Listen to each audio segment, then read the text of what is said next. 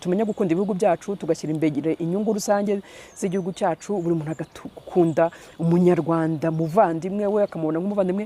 ntamubone nk'umwanzi cyangwa umuntu agomba kurimbura ahubwo akabona nk'umuntu agomba gufatanya kugira ngo ateze igihugu cyabo imbere icyo ni icyambere kimpa imbaraga gukunda igihugu cyanjye no kumva rwose ngo nshishikajwe no kugira ngo kiteze imbere kive mu bihugu bikeneye rwose giye mu bihugu rwose bikize icya kabiri imbaraga nzivana mu bantu nkawe nabo bose bambwira turagushyigikiye abo bose banyereka ko ibitekerezo byanjye babyumva bavuga bati rwose ibyo uvuga nibyo bifite ishingiro dukwiye koko kubaka igihugu kigendera ku mategeko dukwiye kubaka demokarasi iha imizi iterambere rirambye mu gihugu cyacu dukwiye kubaha uburenganzira bwa muntu ibyo byose abo bumva ibitekerezo byanjye ukambwira ati turagushyigikiye turagukunda ibyo byose bimpa imbaraga bigatuma ntacika intege bigatuma ndenga kuri babandi wa undi mu kanya babazaga ati abo bose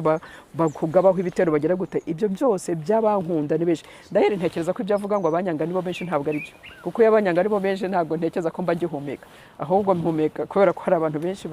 bankunda ibyo bimpa imbaraga hari igihe muri uru rugendo aho rugeze uyu munsi muri iyo myaka 14 twakomeje kuvuga hari aho wageze ukumva imbaraga ziracitse oya afite muri kamere yanjye iyo ukoze ikintu cya kintu cyakagombye kurakaza umuntu kintera imbaraga ziteye ubwoba buryo iyo ndakaje ubu ndemyemo imbaraga zazindi mba numva naterura nk'inzu nkayirenza hariya donc kundakaza ntabwo binca intege kunkorera imbabaza ntabwo binca intege binyongereramo imbaraga ahubwo